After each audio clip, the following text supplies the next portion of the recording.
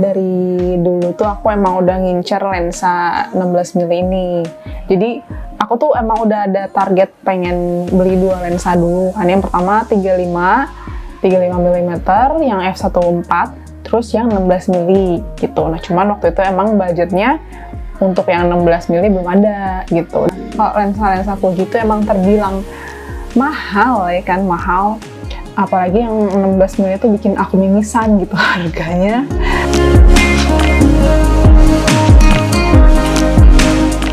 Nah, aku bakal unboxing si lensa Sigma for Fuji-nya.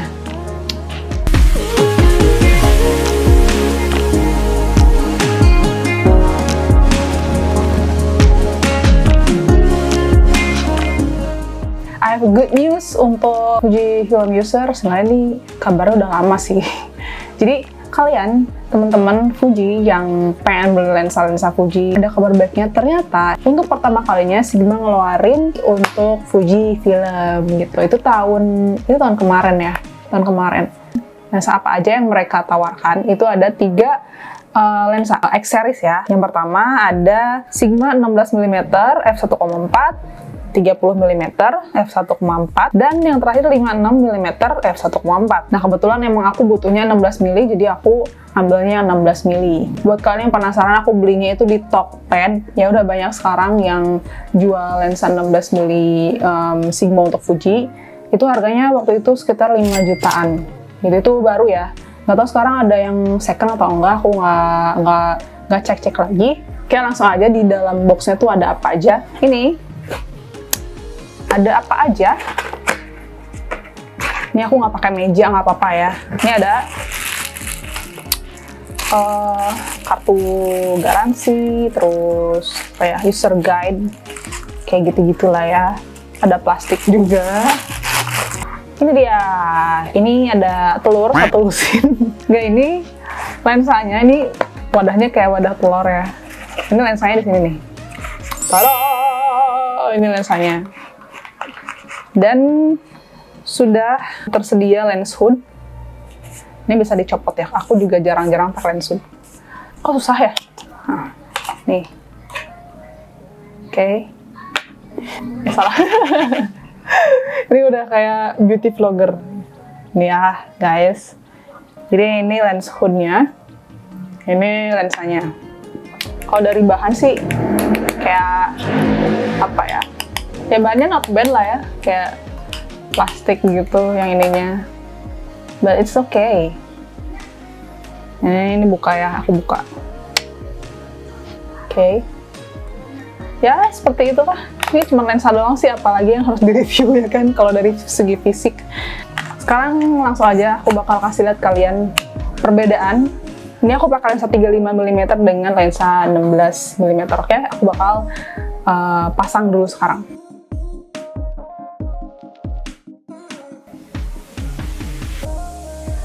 So guys, this is it. Selebar ini ya. Dan aku ini jaraknya dari kamera itu sama kayak tadi. Jadi kalau tadi itu kan cuman kelihatan segini doang kan. Nah kalau ini tuh sampai sini, terus ke atas juga masih ada space. Aku lihat di kamera, terus sampai sana kalian bisa lihat ruangan kamar aku ya. Nih, tuh sampai ke pintu dan juga sampai ke sebelah sana. Nah, ini udah aku benerin posisi dari kameranya, tripodnya, terus bangku tempat aku duduk.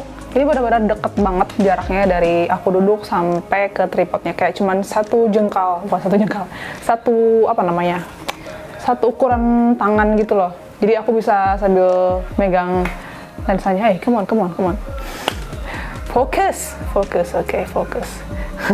Nah, jadi biasanya kalau misalnya pakai 35 mm tuh kayak mesti jalan dulu dari bangku aku ke si kameranya gitu. Jadi aku harus bolak-balik settingnya tuh capek guys. Itu ternyata menguras tenaga, nggak cuman cetak-cetak ngatur-ngatur itu, tapi aku juga mesti jalan lagi, terus aku bolak-balik lagi kayak gitu-gitu, tuh capek banget. Nah kalau pakai lensa 16 mm ini karena jaraknya dekat, jadi aku bisa yang kayak, oh ini udah bagus nih gitu, oh ini belum bagus, misalnya under exposure atau over exposure. atau udah pas exposure-nya gitu. Ini udah enak banget lah gitu jaraknya. Nah ini hasilnya. Oke, nah ini 1,4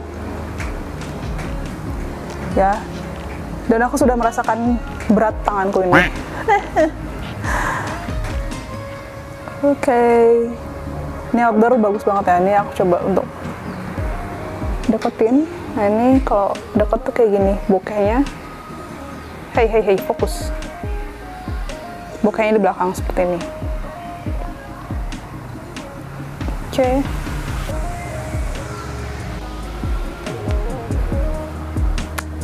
Ini hasil dari vertical. Kalau diambil vertical kayak gini ya. Oke. Nah, kita bakal ngomongin kelebihannya ya. So far, yang aku suka dari si lensa 16mm ini, dia tuh selain cocok untuk landscape ya, teman-teman yang seneng motoin gunung misalnya, atau pantai, atau panoramik kayak gitu ya. Nah, ini cocok banget pakai lensa 16mm. Nah, selain untuk landscape juga, untuk teman-teman yang sering motoin model, ini menurut aku juga bisa dipakai. Memang aku beli yang 16mm ini juga untuk foto produk yang dipakai di model gitu. Karena kelebihannya adalah ketika aku motoin model aku dengan lensa 16mm ini, terus aku ngambilnya dari low angle, dari bawah, itu akan menimbulkan kesan kaki yang jenjang gitu. Jadi si modelnya tuh kayak terlihat lebih apa ya, lebih tinggi lah, lebih tinggi gitu kan. Apalagi kalau diambilnya dari bawah gitu ya. Itu trik kalau kalian pengen lebih kelihatan tinggi gitu. Dan pakai lensa ini tuh benar-benar cocok untuk lensa full badan. Terus selain itu juga yang aku suka adalah bokehnya. Mantap. Bokehnya itu kan dia aperture-nya sampai 1,4 ya. Itu lumayan dalam gitu ya. Ini aku coba untuk tes, aku bakal maju supaya kalian bisa ngeliat. Oh my god, ini bokehnya tuh creamy banget ya di belakang. Kita bakal tes kecepatan kecepatan fokusnya ya. Aku bakal tutup dulu lensanya, terus nanti aku bakal buka seberapa cepatkah dia bakal fokus ke mata aku. Kebetulan ini aku pakai mode eye focus. Jadi kalau misalnya ada mata yang terdeteksi, dia langsung fokusnya ke mata. Aku bakal tutup. 1, 2, 3. Come on, man. Hey, look at my eyes. Oke. Ya, seperti itulah ya. Lumayan lama sebenarnya. Cuman kalau misalnya transisi kayak gitu emang agak lambat. Nggak tahu aku apa pengaturan di kameranya emang sedikit lebih slow, atau memang seperti itu. Mungkin nanti aku bakal coba di kecepatannya lebih tinggi, itu kan bisa diatur ya di kameranya. Nah, sekarang kalau misalnya aku pakai gerakan yang tidak terlalu ekstrim kayak tadi ya. Gimana tadi? Aku nggak ngeliat, coba lagi ya. Sep.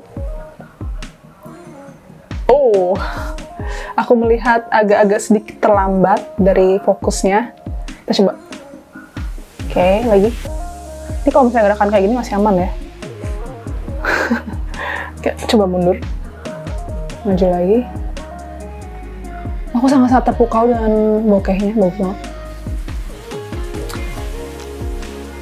Nah, tapi kalau misalnya kecepatannya masih yang agak wajar, menurut aku lumayan lah ya, nggak yang lama banget gitu.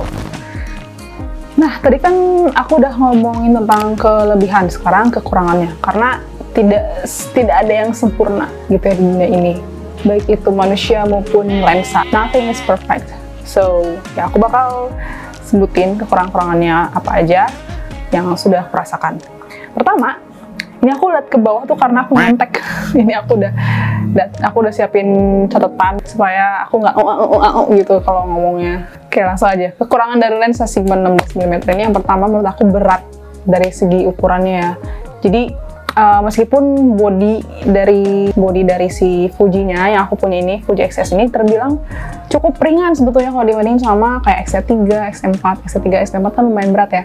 Kalau X-10 tuh kayak compact gitu loh, bentukannya, terus juga beratnya gitu ringan, bisa dibilang ringan. Tapi ketika dipasang lensa ini kayak berat banget gitu, apalagi kalau dipakai buat vlogging. Cuman masalahnya kalau aku prefer nggak pakai lensa ini untuk vlogging, karena pakai lensa yang 35 mm aja kalau aku balikin gitu ya, itu beratnya luar biasa. Sebenarnya kalau dipakai buat vlogging itu bagus banget hasilnya. Terus ada lagi nih yang terakhir itu adalah distorsi. Ya wajar ya, karena lensa wide itu pasti ada distorsinya. Nah kebetulan lensa ini tuh yang perlu dicatat ya teman-teman yang mau pakai lensa ini untuk foto portrait model ya. Jadi jangan sampai si modelnya itu, ukuran modelnya itu memenuhi si frame-nya gitu guys, ngerti nggak sih? Jadi kalian kasih jarak antara kepala model dengan frame-nya, frame atasnya gitu. Jadi jangan yang bener-bener rapat banget gitu, karena kalau misalnya rapat banget itu distorsinya kelihatan banget. Jadi seolah-olah si kepalanya tuh kayak apa ya? Kayak melar gitu loh. Kayak gini nih, aku kasih contoh ya. Sorry. Kalau ini nggak kelihatan sih. Cuman kalau misalnya dipakainya vertikal, itu benar-benar kelihatan banget melarnya. Kepalanya tuh kayak menonjol gitu. Nah, yang tadi aku jelasin tuh yang kayak distorsi, kalau misalnya fotoin model itu jangan sampai menuhin si frame-nya. Lihat nih. Ya kan, tuh. Tuh kamu pasti bakal aneh gitu hasilnya. Kalau misalnya terlalu deket. Jadi harus kasih jarak antara si kepala ke atas. Jadi nanti tinggal kamu crop aja, gampang. Kesimpulannya, menurut aku si lensa 16 mm dari Sigma ini untuk Fuji itu not bad ya.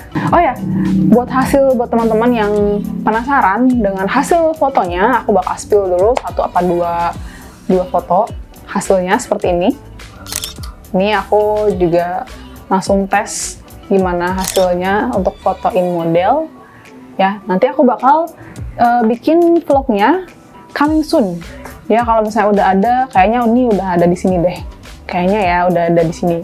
Tapi kalau misalnya belum, tunggu ya, nanti aku bakal upload hasil dari foto shoot menggunakan lensa 16 mm Sigma untuk Fujifilm. Oke, segitu aja dari aku. Mudah-mudahan bermanfaat Kalau misalnya ada yang ditanyakan atau misalnya ada yang salah-salah kata, aku minta koreksinya. Atau misalnya kalian mau nambahin, boleh di kolom komentar. Ya, terima kasih. Bye-bye.